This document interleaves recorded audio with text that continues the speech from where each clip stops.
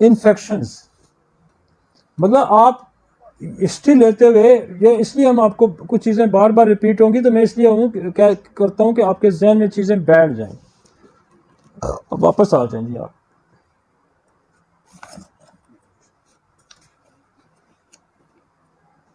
वापस आ जाए। इन्फेक्शन कितनी टाइप्स के हैं? 4 टाइप के इन्फेक्शन हैं। वायरल, बैक्टीरियल, पैरासाइट्स और फंगल। ये मैं हर जगह मैं जिक्र करता हूं कि चार इन्फेक्शन कॉजेज हैं। 4 इन्फेक्शन कॉजेज हैं, जिसमें ये भी दुनिया को बड़ा चैलेंज है। इन इन्फेक्शंस को ठीक करते करते वो इंसान की जान चली जाती है। और ये चारों इन्फेक्शन जो है ये सबब बनते हैं ऑटोइम्यून डिजीज की। ये चारों इन्फेक्शन सप्रेस हो तो जेनेटिक्स के सबब बनते हैं। तो ये 4 इन्फेक्शंस पे बड़ा फोकस हमें करना है। और इसमें आगे फिर वो मेडिकेशन आ गया, और आगे चले जी फिर मेडिकेशन का, जिसका मैं आगे जिक्र कर चुका हूं।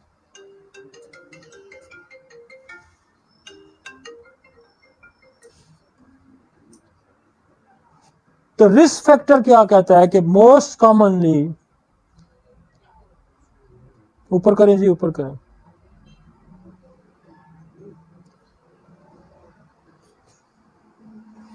रिस्क फैक्टर वो बता रहा है, इससे पीछे है रिस्क फैक्टर। सेक्स में मोस्ट कॉमनली वुमन,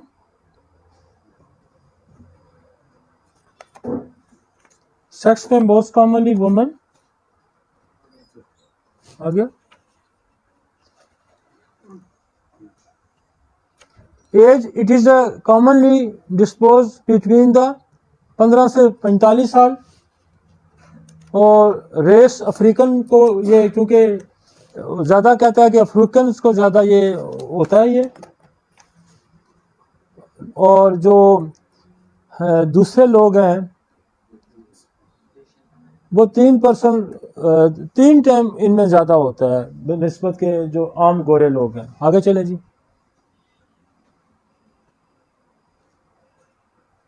अब नॉर्मल पे आ जाए, उस पर ले आए, मुझे अगली स्लाइड पे आए। हाँ जी। अब वो कहता है कि SLE, इसके जैसे मैंने आगे आपको बताया कि इन्फेक्शन फैक्टर कौन कौन से हैं, कौन कौन से मेन कॉजेज हैं। बैक्टीरियल इन्फेक्शियस डिजीज में वायरसेस, जहां उसने कुछ वायरसेस लिखे हैं, लेकिन वायरसेस और भी हो सकते हैं। यहां कुछ वायरस लिखे हैं, वायरसेस और भी हो सकते हैं।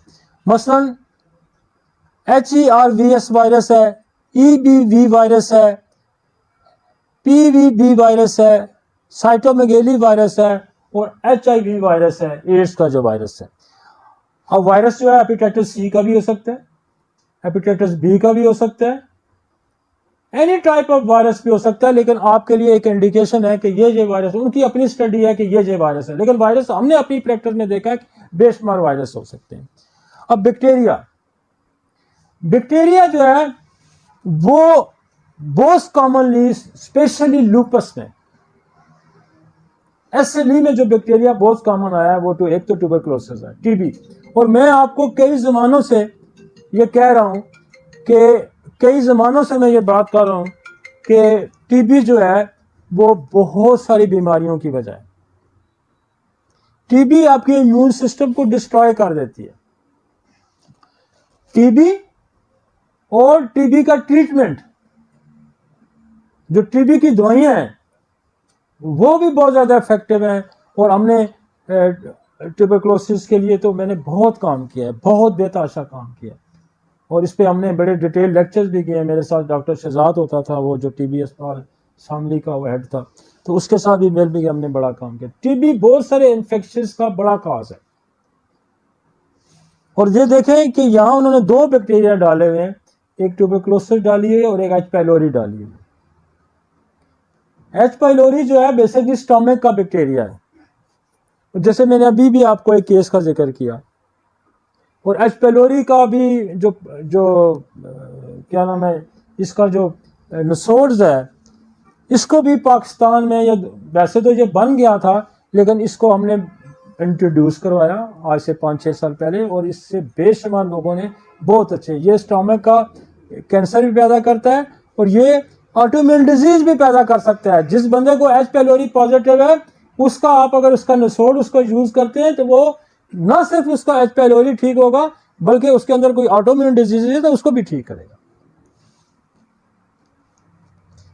पैरासाइट्स, अच्छा ये जो पैरासाइट जो चीज है ना, ये भी पैरासाइट क्या है कि वो कोई बाहर से चीज आके आपके जिस्म को खाना शुरू कर दे, आपका जिस्म उसका खुराक बन दे। ठीक है, जैसे मैंने पीछे हमारा अपना वैसे हमारा वो वीकली भी एक प्रोग्राम चल रहा होता है, उसमें भी मैंने एक मेडिसिन आ गई थी स्टेफिस एगेरिया, तो उस पर मैंने कुछ बोला तो मैं कह रही ये एंटी पैरासाइट है। कोई भी बैरूनी चीज आपके जिस्म पे आके आपके जिस्म को खाना शुरू कर दे या आपके अंदर मसाइल पैदा करे, दैट इज द पैरासाइट। अब पैरासाइट क्या होते हैं कि इसने लिखा है हेलमिंथ डिजीज। हेलमिंथ डिजीज क्या है? हेलमिंथ डिजीज क्या है? जो पेट के कीड़ों की वजह से होती है। हेलमिंथ मीन्स पेट के कीड़े, दिस इज पैरासाइट, ये भी पैरासाइट है। हमारे पास सबसे ज्यादा अच्छी मेडिसिन है पैरासाइट्स की।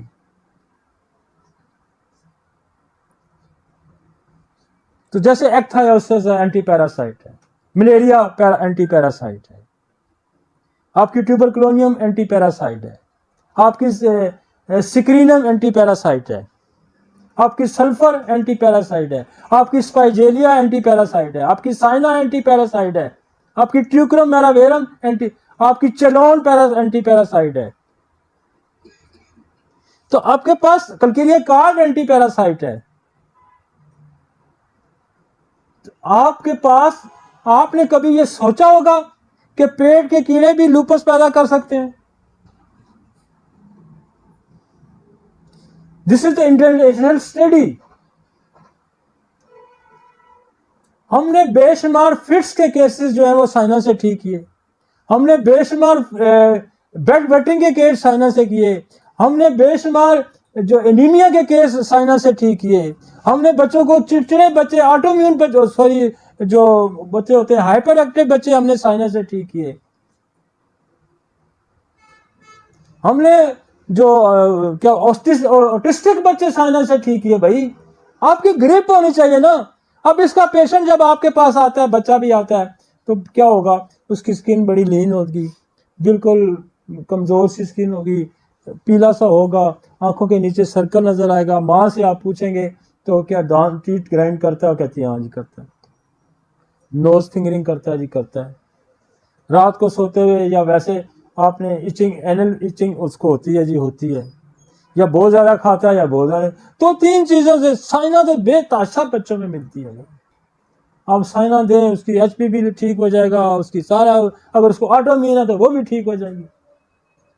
अब स्पाइजेलिया बहुत अच्छे कीड़े निकालती है, ट्यूक्रम मैरम बहुत अच्छा कीड़े निकालती है, ट्यूबरकुलोनियम बहुत अच्छे कीड़े निकालती है, सल्फर बहुत अच्छे कीड़े निकालती है। कोई भी दवाई कीड़े नहीं निकालती तो आप सिक्रीनम दे के दवाइयां दे सकते हैं। आपके पास बड़ी अच्छी लिस्ट है। आपके पास सबा डीला है, कीड़े निकालती है। आपकी सबा डीला की तरफ आपका कभी ध्यान ही ना। बोरक ने दूसरी लाइन में लिखा है एस्कार्डिस। आप रेपर्टरी खोल के दें तो वर्म्स का एक बड़ा डिटेल, इतना बड़ा चैप्टर पड़ा हुआ है भाई। तो आप इलाज उस मर्ज का करने जा रहे हैं जो दुनिया में जिसका इलाज ही नहीं है। तो आपका एक सवाल जो है वो उसकी जिंदगी बंदे की बदल सकता है कि कहीं ड्रग्स अब्यूज है, कहीं सन एक्सपोजर है, पेट में कीड़े हैं, पैरासाइट्स हैं, बैक्टीरियल वायरल इन्फेक्शंस हैं, और सबसे बड़ी बात है कि ये जान लेना भी कोई बड़ी कमाल की बात नहीं है। ये जान लेना भी बड़ी कमाल की बात नहीं है, लोगों ने इसको जाना हुआ है। इसका इलाज करना बड़ा कमाल है, और सबसे बड़ा है जो है आपको होम्योपैथी में है कि इन सारे कॉजेस्टिक फैक्टर का आपके पास इलाज है।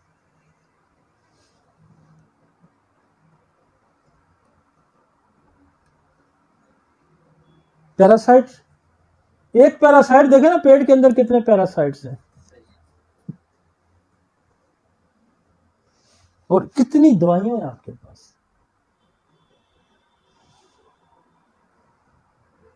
फ्लेक्स मास है, यूज करते हैं लोग, सेंटोनाइन यूज करते हैं लोग, लेकिन हम तो 2 दवाइयां कसरत से यूज करते हैं, बहुत कसरत से, वही बड़ी मजे की है। साइनार ट्यूक्रम, साइनार ट्यूक्रम, मेरे पास तो बेज ट्यूबर के साथ ट्यूबर लगाए और साइनार ट्यूक्रम देते हैं, कोई फंस जाए तो सांस से क्रीम लगाए। ये 2 ही 80-90% केसेस फारग कर देती है। टॉप पे साइना है और ट्यूक्रम एरम भी उसके बाद उसका नंबर आता है। उसके बाद देखें ये पैरासाइट्स में आपके पास टॉक्सोप्लाज्मा है, ये भी पैरासाइट है। प्लाज्मोडियम है, प्लाज्मोडियम क्या है, ये मलेरिया का पैरासाइट है। आपके पास कितना मलेरिया का पैरासाइट भी ठीक कर सकते हैं। आपके पास ट्यूबर है, आपके पास मलेरिया है, आपके पास चाइना है, आपके पास नेट्रम है, आपके पास चाइनम सल्फ है। लेशमीनिया, लेशमीनिया भी पैरासाइट है, और आप एंटी पैरासाइट से लेशमीनिया को भी ठीक कर सकते हैं। ये स्पेशली इधर सरहद के इलाके में काफी है ये लेशमीनिया। तो आपके पास पैरासाइट का कंसेप्ट है। आपके पास अगर पैरासाइट को आप समझते हैं, फिर इमोशनल पैरासाइट्स हैं। एक मुलाजिम है तो उसका जो बॉस है वो भी उसके लिए पैरासाइट है, उसके साए के तले उससे डरता है। एक सास के नीचे बहू है, उस बहू के ऊपर सास भी पैरासाइट है। मल्ले का बदमाश भी आप पे पैरासाइट है, और आपके बच्चे भी बाद आप पे पैरासाइट के, जो भी आप कमाते हैं वो खा जाते हैं आपको खून। तो parasites mean physically and emotionally भी पैरासाइट्स। पैरासाइट का मतलब ये ना कि जो आपकी जान को खा रहा हो, जो आपकी जान को खा रहा हो, चाहे वो इमोशनली खा रहा है, जो फिजिकली खा रहा है। कीड़े तो फिजिकली है, लेशमीनिया फिजिकली है, लेकिन इमोशनली पैरासाइट भी है। हाँ, मुल्क का हुक्मरान तबका, ड्रग माफिया भी पैरासाइट है। क्रूअल रूलर भी पैरासाइट्स होते हैं कि जो आवाम का खून चूसते हैं। अब जरूरी नहीं कीड़े आपका खून चूसते हैं, तो ये भी आपका खून चूसते हैं। महल्ले का बदमाश भी आप पैसे लेके निकलते हैं तो आपसे ले लेता है शाम को, वो भी पैरासाइट है। तो उसके लिए देखें, इमोशनल पैरासाइट के लिए हमें जैसे स्टैफी से गेड़िया दें तो उठ के खड़ा हो जाता है। तो हम अगर पैरासाइट का इलाज करना जानते हैं, इसका मतलब है हम ऑटोइम्यून भी ठीक कर सकते हैं, हम उसका एनीमिया भी ठीक कर सकते हैं, हम उसके इमोशनल सप्रेशन को भी ठीक कर सकते हैं। तो यू मस्ट टू नो कि कौन कौन से पैरासाइट्स हैं जो, और मैं आपको बताऊं कि इसका बड़ा रोल है पैरासाइट्स का। और मैं पिछले 25-30 साल से मेरी गर्दान है कि यार फोकस करें, वायरस पे फोकस करें, बैक्टीरिया पे फोकस करें, पैरासाइट पे फोकस करें, फंगस पे भी फोकस करें। फंगस जब आपको, फंगल डिजीजेस भी बेशुमार जो है ऑटोइम्यून डिजीज पैदा करती हैं, तो फोकस करें, समझें बेहतरीन तबीब कौन है, बेहतरीन डॉक्टर कौन है जिसकी सोसाइटी की नस पे हाथ हो। इस वक्त दुनिया में क्या हो रहा है, इस वक्त दुनिया को क्या क्या चैलेंजेस हैं, इस वक्त दुनिया की तिब को क्या चैलेंज है। मेरा अर्बन एरिया का बच्चा जो है वो ज्यादातर नक्स व मीका का मरीज है, वो ज्यादातर सेक्सुअल ट्रांसमिटेड डिजीजेस का मरीज है, और वो ज्यादातर इमोशनल सप्रेशन का मरीज है। तो मेरी अगर उस पर नजर नहीं है तो मैं उसका इलाज क्या करूंगा। इस जमाने में आपकी अगर नस पे हाथ होना चाहिए। आज से 200 साल पहले आज से 400 साल पहले मसाइल कुछ और थे, आज मसाइल कुछ और है। आने वाला जो ज़माना है उसके मसाइल कुछ और होंगे। आने वाले ज़माने में भी आपको बताऊं कि ये सारे चैलेंजेस होंगे। ड्रग अब्यूज़ का चैलेंज आपके सामने होगा, इन्फेक्शियस डिजीज का चैलेंज आपके सामने होगा, आपको आपके पास एनवायरमेंटल चैलेंज बहुत बड़ा आइंदा होगा कि हमारी बेशुमार जो स्किन की डिजीजेज हैं, जो ऑटोइम्यून डिजीजेज है स्किन की, मोस्ट कॉमनली जो है वो मेरी ये रिसर्च है हजारों मरीजों पे कि हमने उसको पेट्रोलियम को पकड़ा है। We are surviving in the petroleum जो प्रोडक्ट्स हैं, हम उसके अंदर रह रहे हैं और उसके अंदर ही सोराइसिस बना रहा है, वो वही जो है आपका एक्जिमा बना रहा है, वो वही ऑटोइम्यून डिजीज भी पैदा कर रहा है। एक ये भी बड़ा फैक्टर है, एनवायरमेंटल फैक्टर। तो हमने तो बड़ी बड़ी नजर रखी और ये खुदा का करम है कि हमने इस जमाने में वो मसाइल पकड़े हुए हैं जो किसी के ध्यान भी नहीं उस तरफ जाता। और ये मेरी बड़ी स्टडी है पेट्रोलियम पे। हम सोराइसिस हम पेट्रोलियम से ठीक करते हैं और बहुत अच्छी ठीक करते हैं।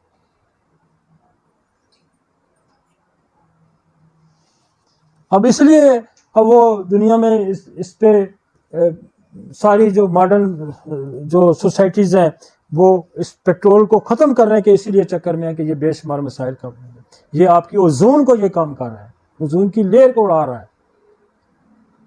तो अब वो कह रहे हैं कि इलेक्ट्रिक पे गाड़ियों को लेके आए, पेट्रोल पे से हटाएं, इसकी जो पोल्यूशन का बहुत बड़ी वजह ये है। ठीक हो गया जी? SLE समझ आ रही है कुछ? असल में मैं साथ साथ दवाइयों की भी मैंने लिस्ट एक रखी हुई है आगे, लेकिन दवाइयों में यहाँ साथ साथ भी बोली जा रही कि आपको ज़्यादा समझ आएगी कि मैं इसके साथ साथ आपको। तो जब हम सिस्टेमिक लुपस का इलाज करने जाएं तो हमें एनवायरमेंटल ख्याल रखना चाहिए, हमें इन्फेक्शंस का ख्याल रखना चाहिए जिसमें वायरल बैक्टीरिया, और वैक्सीनेशन का बड़ा रोल है। मैं अक्सर जिक्र करता हूँ वैक्सीनेशन का भी बड़ा रोल है कि आपका इम्यून सिस्टम किसी बैक्टीरिया के खिलाफ, खुद जब वैक्सीन देते हैं हम तो बेशुमार बीमारियां जो है वैक्सीन को एंटीडोट करने के लिए भी होम्योपैथी के पास बड़ा एज। आगे चलते हैं, जैसे वैक्सीन की बेशुमार दवाइयां हैं, भूजा टॉप पे है, वैक्सीन टॉप पे है, आपकी सिलेशिया है, आपकी MMR है, आपकी मैं एक और पीछे स्टडी कर रहा था, लीडम एंटी वैक्सीनेशन है, लीडम। अब लीडम आपको कहेंगे कैसा एंटी वैक्सीन है, देखें लीडम भी वही रोल प्ले करता है जो वैक्सीन टीका करता है। जब इन्फेक्टेड कोई नोकदार चीज आपको लगती है तो वो पॉइजनिंग जो टेटनस होता है, जो पॉइजनिंग इफेक्ट होता है, वो लीडम उसको ठीक करती है। इसका मतलब है कि जो वैक्सीन आपके लिए सूटेबल नहीं थी वो इंजेक्ट की गई, उस इंजेक्टर की थी, दैट इज द लीडम। समझ आइए एक और दवाई कि वो लीडम का रोल कहां पे है कि वो नोकदार चीज जो आपको चुभी और वो इन्फेक्टेड थी और उसने टेटनस बना दिया या उसने कोई पेन खड़ा कर दिया, तो वो वैक्सीन जिसने आपकी बॉडी के अंदर मसाइल पैदा किए, तो दैट इज द लीडम।